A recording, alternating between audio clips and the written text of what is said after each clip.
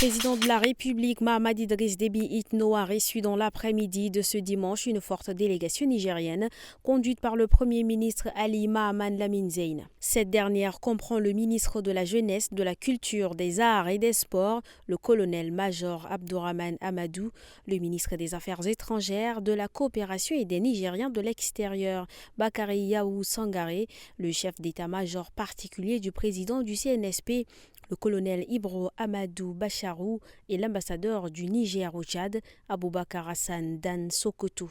Elle est venue transmettre un message du président du Conseil national pour la sauvegarde de la patrie CNSP, le général Abdourahmane Tiani, au chef de l'État, Mahamat Idriss Déby Itno. Une grosse pluie a causé des dégâts énormes dans plusieurs villages de la zone du Sultanat Sud dans la sous-préfecture de Mao rural dans la nuit du vendredi 16 août 2024. À la suite de ces intempéries, des maisons se sont écroulées, des murs effondrés et plusieurs familles sont endeuillées. Les localités touchées sont entre autres Tamadi, Bori, Koulouroum, Toula et Tila. Au village Tamadi, 2 enfants dont une fillette et un garçon ont perdu la vie à la suite de l'écroulement de leur maison. Le père et la mère gravement blessés sont en ce moment hospitalisés au centre de santé de Toula. Contacté par téléphone, le chef de zone intérimaire du Sultanat Sud, Mahamat Abakar, signale que la mère serait évacuée à N'Djamena pour des soins intensifs. Quant au père, son état est désormais stable et il a pu regagner la maison. En ce moment, plusieurs familles sont déboussolées. Elles sont privées de toit et ne savent où mettre la tête. Les villages de Chakrawari, Djalbey, Berem, Sorbo et le canton Zimé-Ouagoy sont en état de siège en raison de l'intrusion de troupeaux d'éléphants. Les éléphants ont causé des dégâts importants en ravageant les champs et en démolissant des maisons.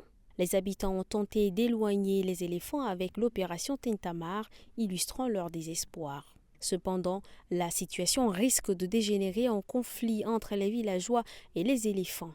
À cet effet, une intervention urgente de l'État est nécessaire pour protéger les habitants et éviter un affrontement catastrophique. Des stratégies de gestion de la faune adaptées doivent être mises en place pour éviter une escalade de la crise. Le règlement intérieur établi par le ministère de la Jeunesse et des Sports pour les matchs de la phase de groupe qualificatif à la Coupe d'Afrique des Nations CAN 2025 assure aux joueurs des conditions d'hébergement, des soins médicaux, d'assurance et d'équipements sportifs.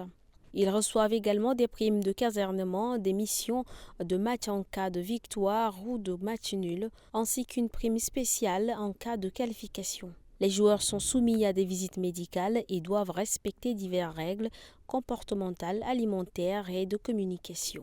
Le non-respect du règlement entraîne des sanctions allant de l'avertissement à la radiation.